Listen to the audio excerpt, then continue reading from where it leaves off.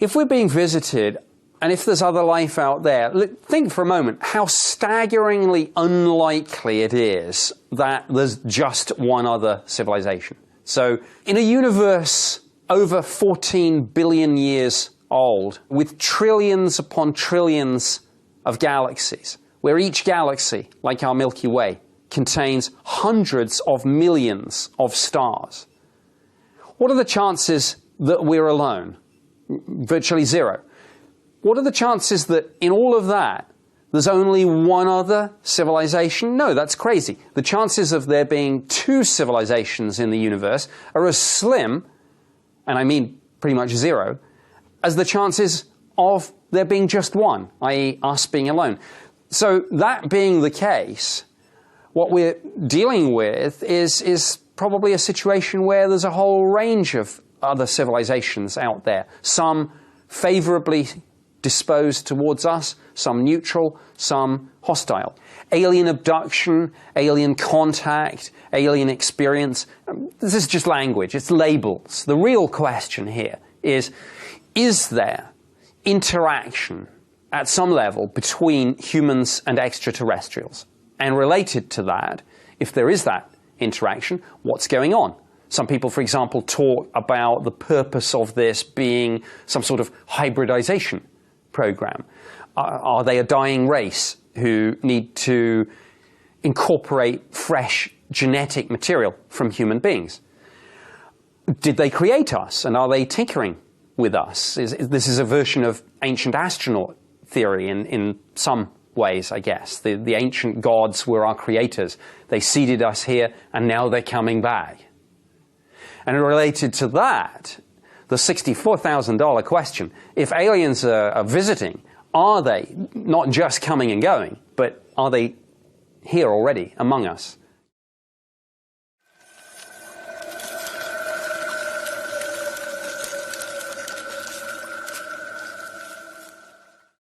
Where did civilization begin?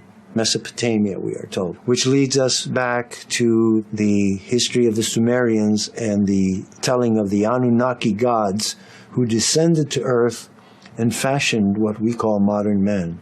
And what did they believe? They believed that in ancient times, godlike beings descended from the sky and came to Earth. And that is what is the meaning of Anunnaki. Anunnaki means those who came from the sky and down to the earth. And that myth to us, history to them, tells a story of a race of beings that came from another planet called Nibiru. And this Nibiru is a planet that has an elliptical orbit, and it takes 3,600 years for it to go from, let's say, the inner solar system to the outer solar system and then back again. The problem for Earth is that every 3,000 years, Nibiru comes by and exerts a very powerful gravitational electromagnetic field upon the Earth, which causes devastation. And the most recent epic of the Anunnaki history regards the past 3,600 years and the re-establishment of human civilization after the last devastation, which is traditionally called the Flood. Now, why did these gods, what I call aliens, come to Earth? When you read the works of Zecharia Sitchin, you realize from the Sumerian text that the inhabitants of Nibiru needed certain minerals that are on Earth in order to continue their civilization. Their planet is threatened by solar radiation. And the story goes that they needed gold in order to take the gold and transform it into a monatomic form in order to seed their atmosphere so that the gold would protect them from the harmful radiations of the sun as they do their 3,600-year transit. So they came to Earth looking for resources, and they found them. And they found them in the Middle East, and they found them in Africa, which is a mineral-rich continent. They assigned their crewmen to become the miners, and for a long time the crewmen of the Anunnaki spaceships worked. They were called Igigi, I-G-I-G-I, Igigi. However, the Igigi grew weary. They had not signed on to become slaves mining in dark caves, and they rebelled. And when the rebellion occurred, there was a council of the Anunnaki, Enlil and Enki and the other so-called gods, the higher-ranking aliens. They decided to engineer another being as a slave being to do this kind of work. And so they engineered the first Adam. And there's a very detailed description of how the gods came together. Each contributed some part of his DNA and her DNA. There was a goddess who became the repository for this new life form. So each of the gods contributed some aspect of their DNA to make us more like them. And what is more like them? Knowing knowledge of good and evil, knowing life, knowing the existence of life and death and immortality. And so, this is where we stand. We are only now finding out about human origins. And it is the problem that science has established itself as the new world religion and fears the revelation of these things. It fears the revelation of an antecedent civilization with higher technology than we possess today. It fears the moving of the cornerstone. Another cornerstone of science is evolutionary theory, which is a hypothesis. There's nothing proven about evolution or Darwinianism. Right? Something affected the course of humankind. For years and years, they call it the missing link. Missing link hasn't been found. Why? Because we're the missing link. That's what I believe. That's what Zecharia Sitchin came to believe, because he translated the Sumerian tablets. He was a qualified scholar. He did years of work, and he wrote several books on this, and I recommend them to you if you want to know this in detail. He called the Earth the seventh planet. We call it the third planet. Now, why did he call it the seventh planet?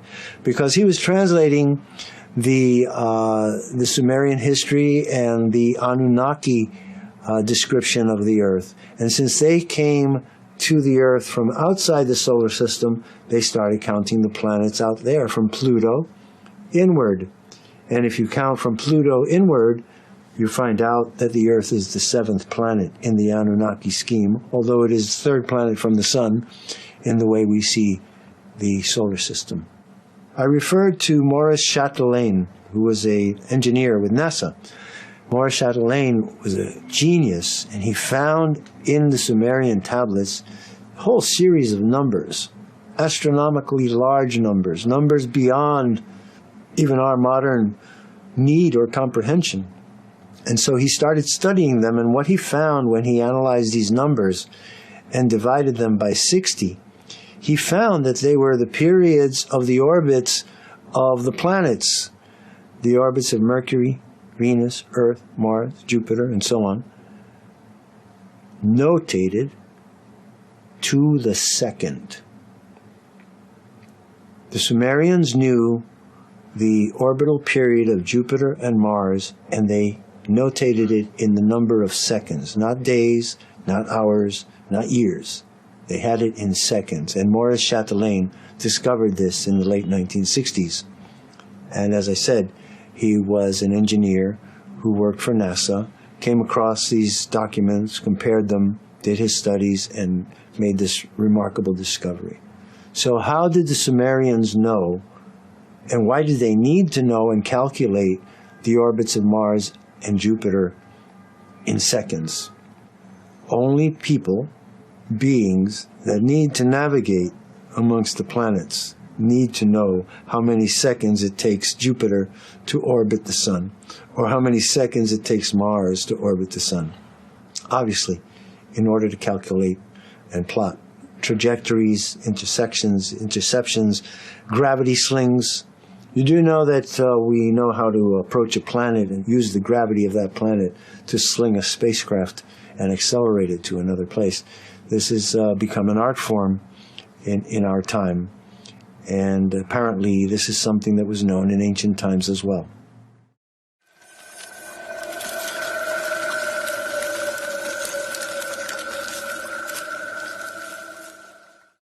One of the enduring mysteries from World War II was, did Hitler and any of his German compatriots actually end up in Argentina and then perhaps further south in Antarctica? During the 1930s, the German government, the Nazis, were interested in setting up some kind of base on Antarctica.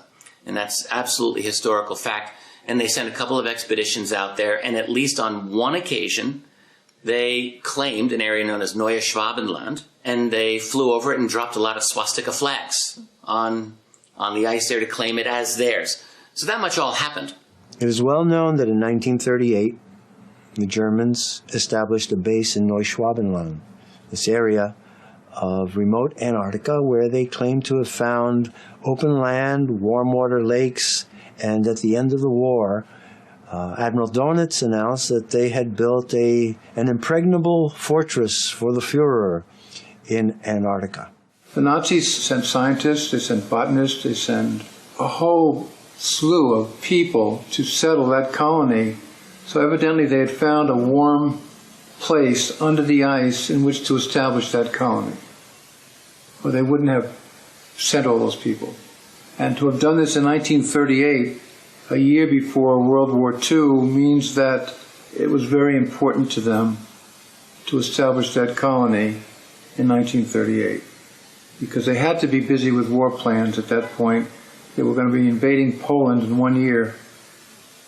To have sent all these people to Antarctica, 5,000 miles across the Atlantic at that point, it had to be something very important to them. In 1946, a British expeditionary force, a military force, was sent to Antarctica to explore the area, and they were driven back with horrible stories of being decimated. They ran into something that devastated the mission and decimated the force. They got word back to England, and it is not coincidence that within a year, the United States government manned the largest military operation ever mounted to go to Antarctica. It's called Operation High Jump, and this was commanded by Admiral Byrd. It was an attempt to wipe out the German colony in Antarctica after World War II. They sent a fleet of 13 ships to try and destroy the base. There was an aircraft carrier, the Philippine Sea. There were several destroyers. There were troop carriers, and there were destroyers to carry small planes. While they were in Antarctica, they were supposed to go there for 6 months. They terminated the mission after 2 months. They went down supposedly for an exploration expedition type of thing for Antarctica. It's true that that operation ended abruptly. It ended ahead of schedule. There were a couple of deaths reported on it. And there were rumors that they had encountered something in Antarctica that basically chased Admiral Byrd and American military out of Antarctica. On his way back to the United States, they stopped in Chile. And in an interview with the newspaper El Mercurio, Admiral Byrd made a stunning remark. He said that in a future war, the United States was going to have to defend itself against flying craft. They could fly from pole to pole in a matter of hours. When that convoy arrived back in Washington, Admiral Byrd was taken to Bethesda Naval Hospital. He was held there incommunicado for 5 days. He was debriefed, and he was forbidden to speak in public about what had really happened to that operation. What happened was, after 2 months of the operation, flying saucers came out of the water. They were attacked by UFOs that sank some of their ships, shot down some of their planes, and it was such a devastating loss. They destroyed one destroyer. Supposedly about 68 Marines were killed. And Byrd realized quickly that there was no way he could possibly defeat that kind of an aircraft that could fly, dart in and out between the ships and fly at supersonic speeds. His aircraft were much slower. He couldn't possibly contend with that. So he had to leave. He turned around and left in 2 months after beginning the operation. what has to be discussed here is why they set up a colony there in the first place.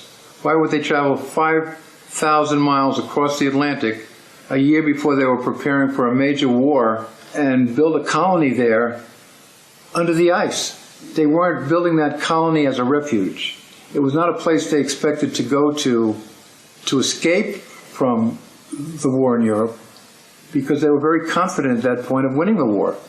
And they had every reason to be confident because they had tremendous advantage, both in terms of advantage over England and advantage over Russia.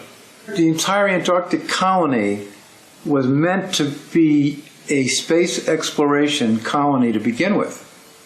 It wasn't an escape from World War II. The Germans were building anti-gravity disks as early as 1939-40. It was alien technology. The Germans could not have developed that technology by themselves. And Oberth, one of the German scientists, said that and admitted it. He said, "We were helped." That was his statement. We were helped. And they wanted the Antarctic colony to be more of a scientific space exploration colony. Their plan was to use that colony for space exploration.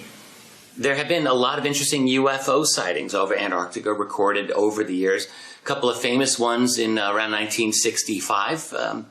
Chilean and British personnel, which were stationed in Antarctica, recorded some very unusual aerial phenomena there. It still hasn't been explained to this day. There's things going on down there, as there are around the entire world, relating to UFOs. If it's the case that Lockheed Martin and other major aerospace companies are moving to Antarctica, all right, if that's really the case, yeah, that's very interesting, isn't it? And you have to ask, why are they going down there? There have been some odd things in the news concerning Antarctica right at the end of the Obama administration. John Kerry went to Antarctica. Why? You have to ask, seriously, why? And then there's Buzz Aldrin, I believe, went to Antarctica around the same time. And yeah, that makes me wonder what's happening down there. Now, that doesn't mean that it's ET related. It could mean that there's a lot of things going on. It could be some interesting scientific anomaly or discovery that they're making and that they're going to make an announcement. A lot of possibilities. I'm not yet inclined to jump up and down and say, okay, it's a portal, it's ET, it's whatever. I'd like to wait. But that aside, I think it's possible that there's some other strange things going on down in Antarctica. I mean, look, it's remote. It's easy to do things far removed from the public eye. So all kinds of things are possible with that. To any skeptic who says, well, these are just stories, these are just accounts, hell, life is just stories. Life is just accounts. The entire criminal justice system, for example, is based on eyewitness testimony. When did we stop thinking eyewitness testimony was important?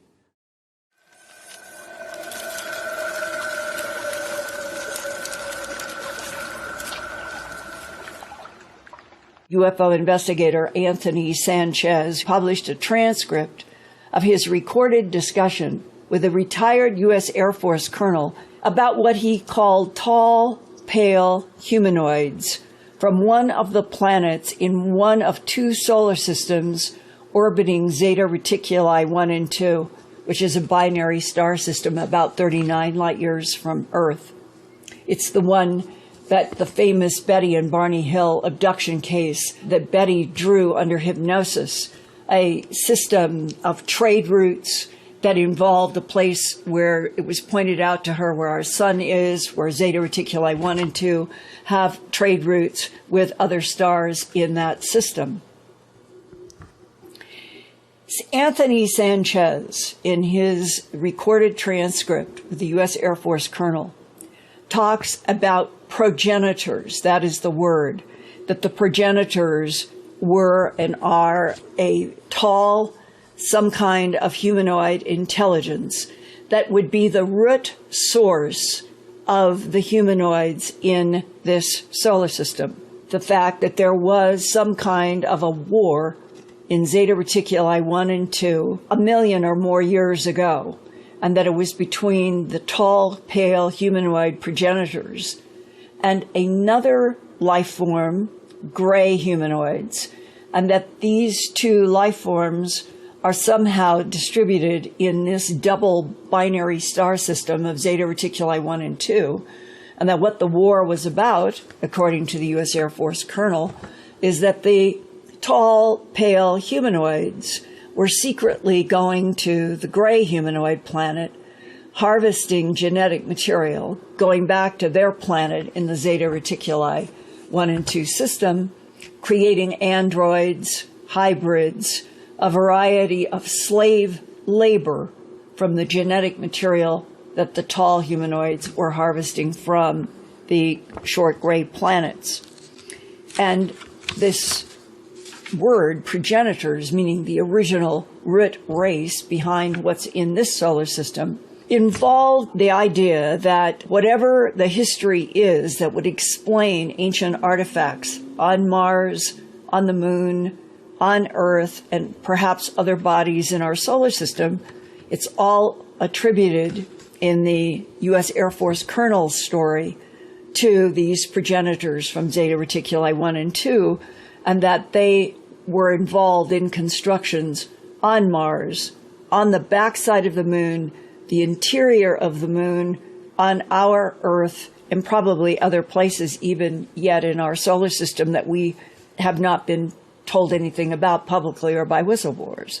The colonel says, according to the Greys, the humanoids that got into the war with the tall, pale humanoids, to their historical writings, they tell us that the progenitor race came from another star system, Sirius, and that they were chased from there, again by these gray beings, and that they ended up on Mars. Mars was the closest to their own planet from the Zeta Reticuli 1 and 2 system. Mars was the original place inhabited by them in our solar system, meaning they went to Mars first, not to Earth first. But choosing Mars proved to be a major miscalculation. There was a cataclysmic event, according to the Air Force colonel. An asteroid hit that exterminated some or most of the progenitors. But we know that John Brandenburg, who is a nuclear physicist, that he wrote a 2015 book entitled Death on Mars, The Discovery of a Planetary Nuclear Massacre. And this is about the presence of Xenon-129 in the atmosphere of Mars, which has led to John Brandenburg's doing even a presentation at a NASA conference about enough Xenon-129 in the Martian atmosphere to support the John Brandenburg hypothesis that there were 2 hydrogen bombs that exploded in the northern hemisphere, and that there was a compression wave that would have annihilated cities and life in that Cydonia region, where there is the big head, the big Cydonia pyramid, and other structures that are referred to as the Cydonia city. John Brandenburg thinks that this explosion of bombs in the northern hemisphere could go back 1 million years. The timeline is not clear. But if he is right, this might explain what whistleblowers have been telling me for the past approximately 18 months, that our government knows from its own secret investigations that the Cydonia region in the Martian northern hemisphere does in fact have pyramid and other structures that are made out of a composite material which has some kind of a substance not found in our periodic table of elements. Further, that the current whistleblowers tell me that the hieroglyphs and the symbols on the ancient artifacts of Mars match exactly the hieroglyphs and symbols on ancient artifacts and pyramids on the backside and interior of our moon, and that they match exactly the hieroglyphs and symbols on ancient artifacts and pyramids that are under 1.5 to 2 miles of ice in Antarctica, and that the way we have been getting into Antarctica for the last 15 or so years has been through submarine into some part of Antarctica under the water.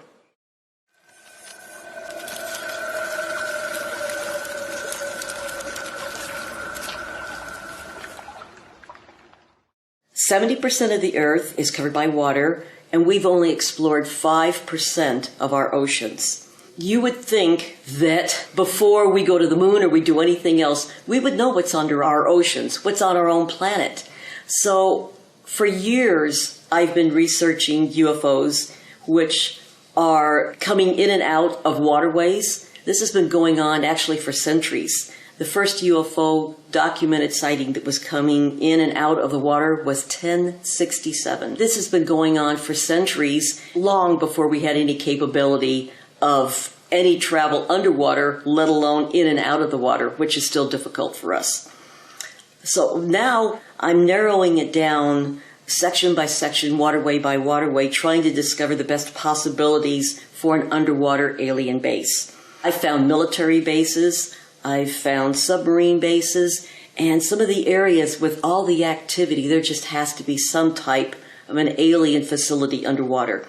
I had the opportunity to speak to somebody who has been on a nuclear submarine. He went down to sonar, was sitting there with his buddy, and this thing zipped across the screen. He said, "What is that?" And he said, "Well, that's what we call a fast mover. This isn't anything biological, and it's way faster than anything that we have." He said, "So it's basically an underwater unknown, and we just log it and stow it away." You didn't see it.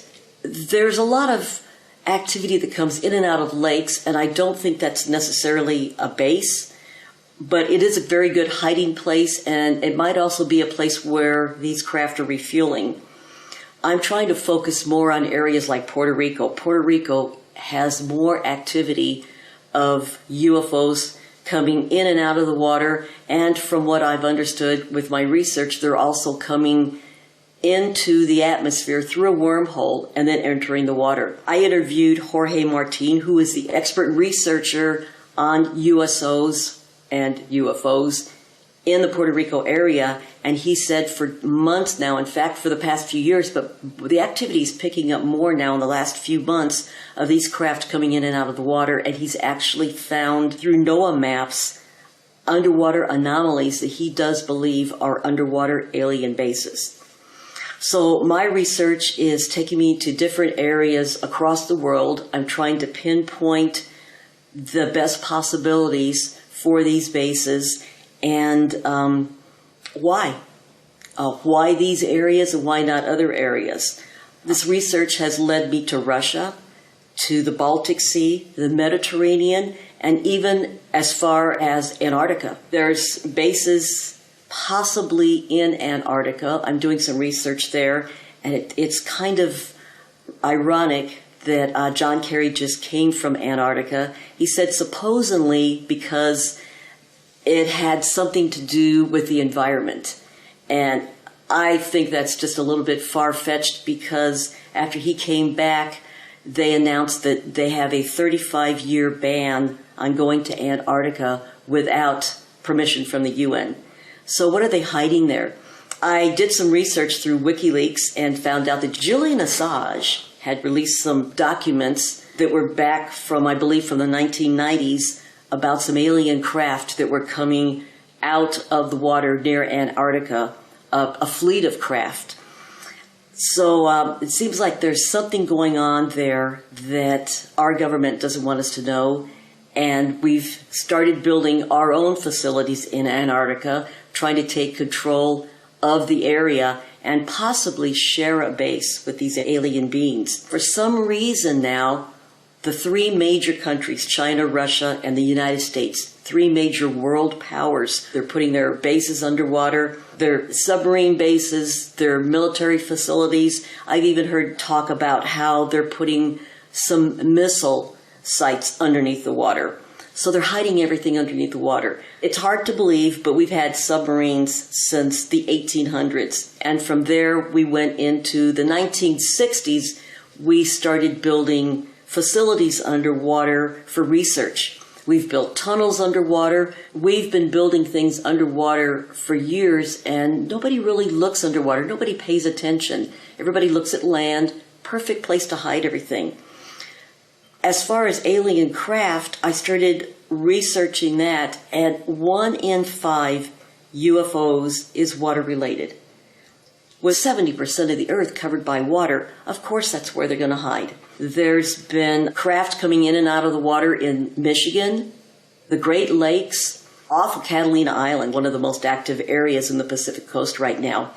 They had sightings actually at Avalon off of Catalina Island on July 8th, 1947. This is the same day that the Roswell Daily Record printed the Roswell crash. And I started doing some research, and they had several sightings a few days before and a few days after the Roswell crash. And this was off of Catalina Island. So these craft were coming in and out. In the 1990s, they had just almost a UFO flap of craft that were coming in and out of the oceans. These were being reported right off of Catalina Island, right off of the coast of California. Surfers were reporting craft. Surfers go out early in the morning. They're out with the crack of dawn before boats and everything else get out there. While they're watching for a wave, they've also seen craft coming in and out of the water. We have lakes all over the United States where craft come in and out. But what I'm really more interested in are the bases, the alien bases that they have underwater.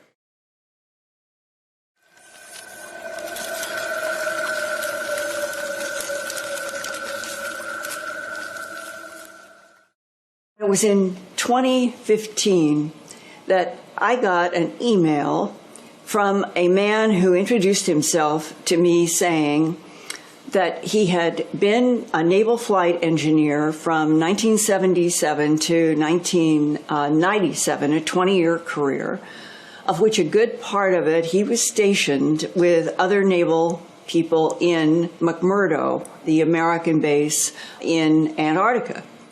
And he remembered that around 1995 to 1997, that he and the crew would be in a big C-130, maybe a crew of 15, 17 people. And they often would have assignments where they would have to go from McMurdo, say, up to Pole, and then maybe over to the Australian camp at Davis on the east side of Antarctica, and that they would have navigation going to Pole. And when they went to Pole, that meant that they would have to cross over the trans-Antarctic mountains that go completely across, almost dividing the big continent of Antarctica. Well, as they would fly toward the pole, they would get to the same place every time, called the Beardmore Glacier. And half a dozen different times, they all saw this. There would be silver, glinting, circular craft. They would come up over the trans-Antarctic mountains. They would never cross over into the Beardmore Glacier. Almost they began to wonder, is there some territorial constriction here? But they would be in their C-130 and they would see the silver discs come together in pairs, stop midair, one take off, another go up, go down. But those silver discs never came toward the C-130, and they all began to notice as a crew that they never flew over that Beardmore Glacier, and they would joke and talk among each other, well, what do you think we've got here? Are these UFOs? Are these extraterrestrials? And is somebody keeping them on that side of the Beardmore Glacier like a joke? But there came a moment in 95 to 97 where they got a call. It was a medvac, and it was somebody over in the Davis camp on the Australian far eastern side that had gotten severe burns from some kind of a kitchen cooking explosion. And it was very serious, and they knew that they normally would have a 5.5 hour to 6 hour flight. And they wanted to see if they could cut down that time because of the emergency. And the captain had talked with the crew and said, does anybody understand why we have this no-fly zone about 5 miles away from Pole? That's going to eat up more time. Is there any reason why we can't go through that no-fly zone? And the answer that came back was, it's supposed to be an air monitoring station within 5 miles of the South Pole. And the captain said, we're flying at 35,000 feet. We're not going to be contaminating air down there. this guy over here is in an emergency situation. Let's just go through this no-fly zone. All of the crew is looking down the window, and the man who has contacted me about all of this, that I call Brian S., said, to their astonishment, when they are so close to what would be the South Pole in this no-fly zone, he said it was like a perfect sort of circle hole.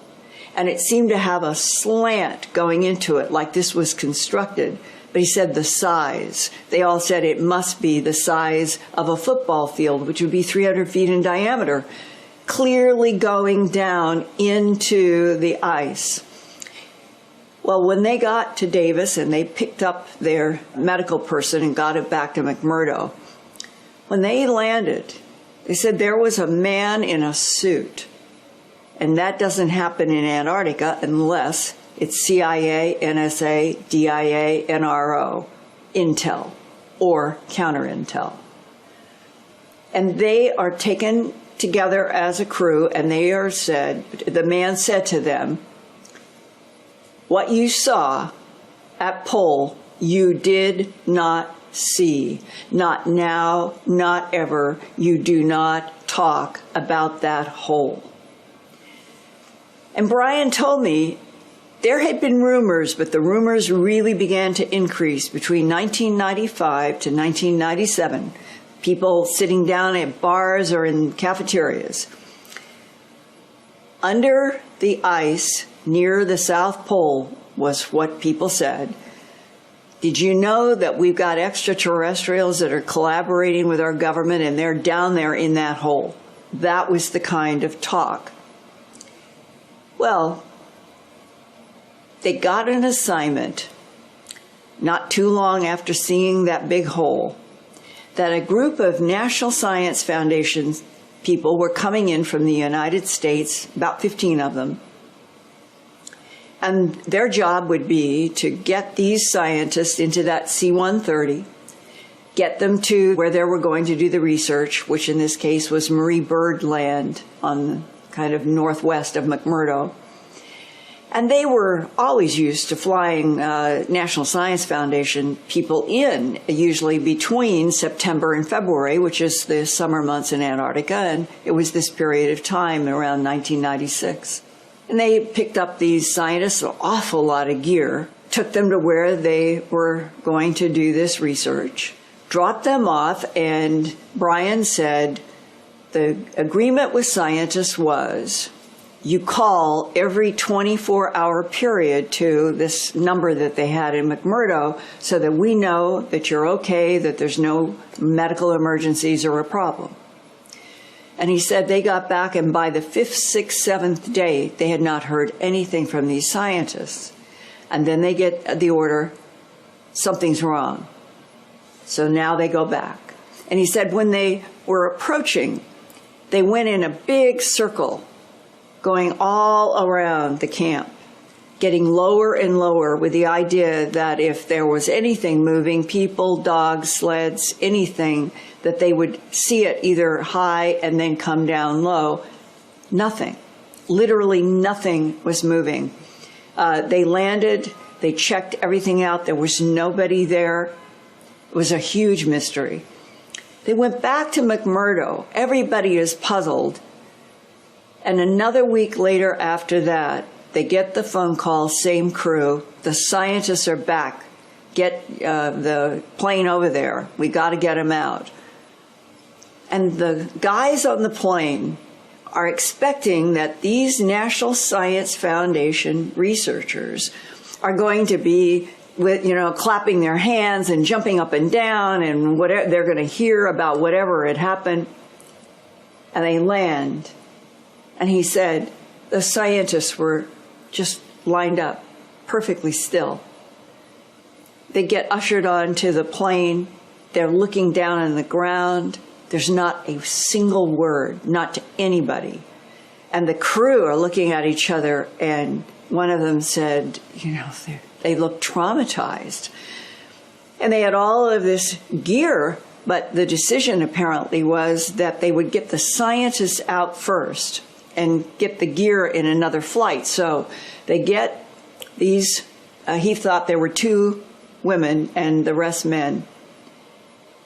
And he said, Linda, it was so eerie. They've been missing for 2 weeks. And he said they looked scared. They didn't talk to each other. They didn't talk to us. And they kept looking at the ground.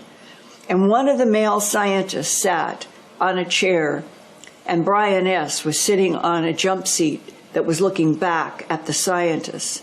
And this one man who sat down, he said it was close enough for me to lean over, and he said, I just extended my hand, and I said, is there anything that I can get you? And that the scientist never responded, kept staring at the floor. The plane landed in McMurdo. The scientists were whisked away immediately. They went on another plane, and they heard that they went to Christchurch in New Zealand, never to be seen by this crew again.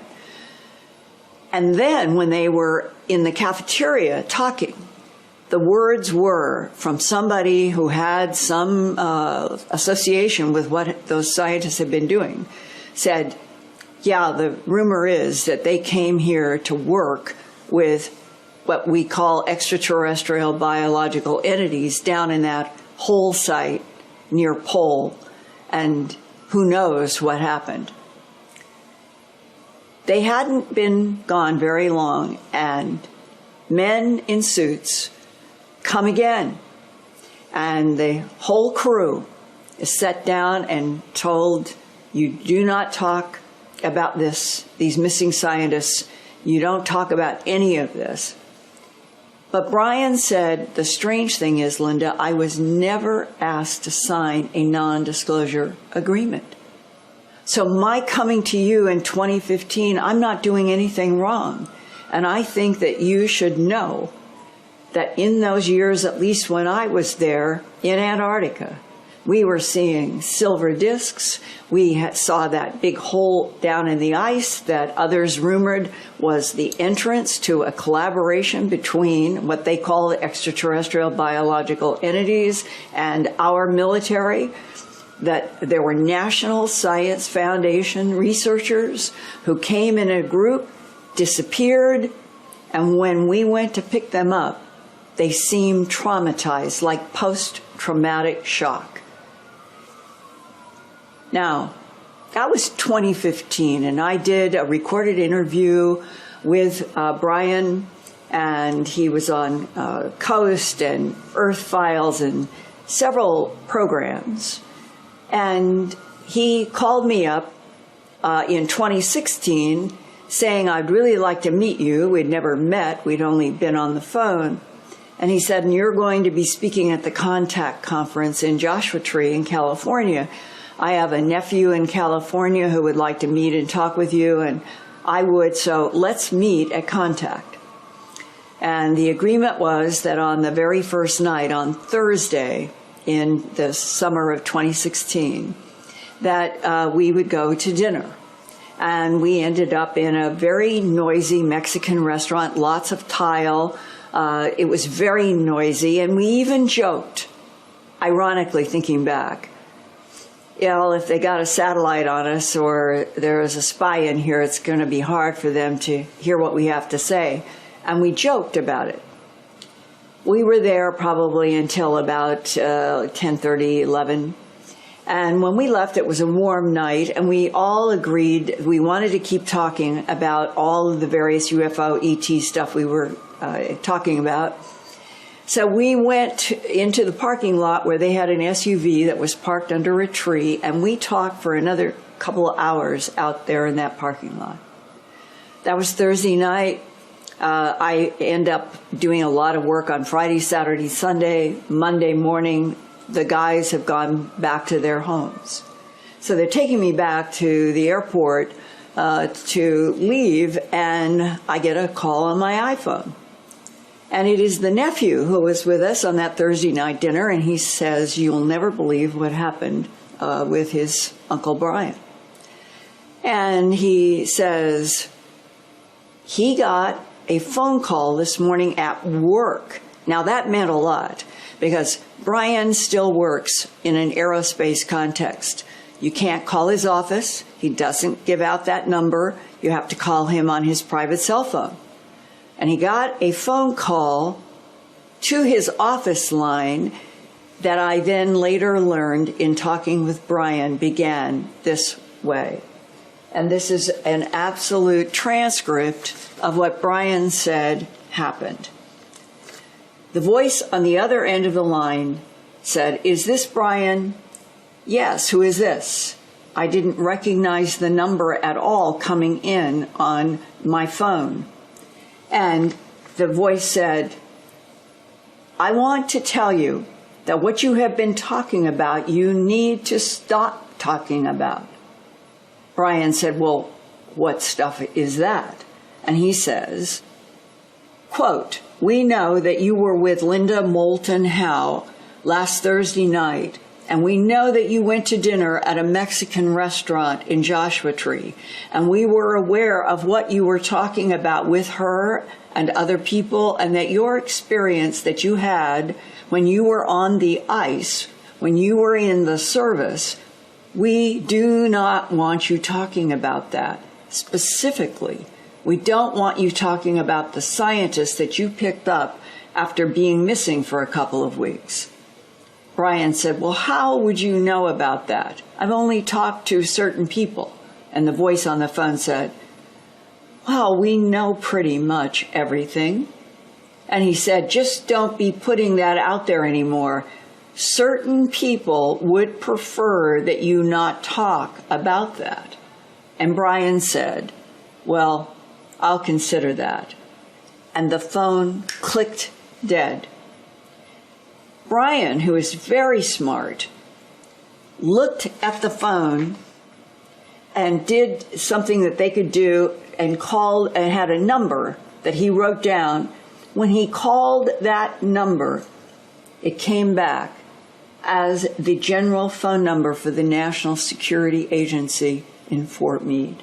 That meant, if you just put it all together, that an event in 1995 to 1997, a series of events which included the disappearing National Science Foundation scientists, by 2016 was still so sensitive that somebody in an intelligence agency in Washington, such as the National Security Agency, would go to the trouble to somehow connect into what was supposed to be a private aerospace office number for Brian S., give a warning based on having monitored us.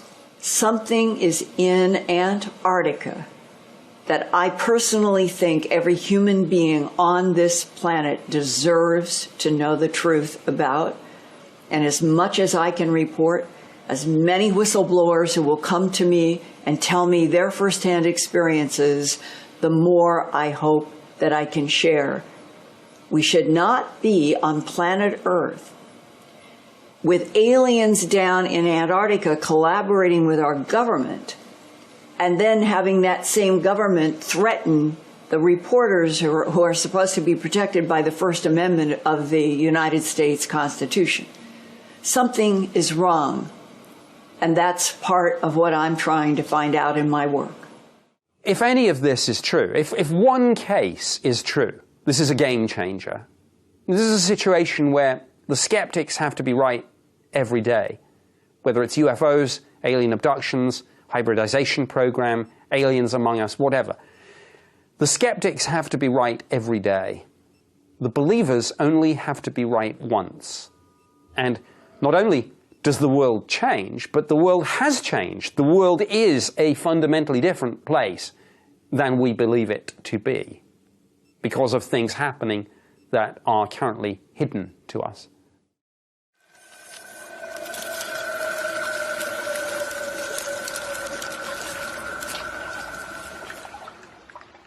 Elon Musk was a surprise guest on one of the panels in Austin, Texas, at the current South by Southwest festival, and he told a big crowd, quote, "We are building the first Mars or interplanetary ship right now, and he's referring to his SpaceX. And I think we'll be able to do short flights, sort of up and down flights, probably in the first half of next year. And that's what will enable the creation of a base on the moon and a city, these are his words, and a city on Mars. It's similar to getting the Union Pacific Railroad across the continent or ships across the ocean. So we're going to try to get you there and make sure there is an environment in which entrepreneurs can flourish.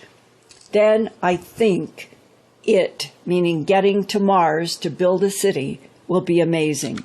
But I wonder how much has Elon Musk been read into the MJ-12 alien UFO program?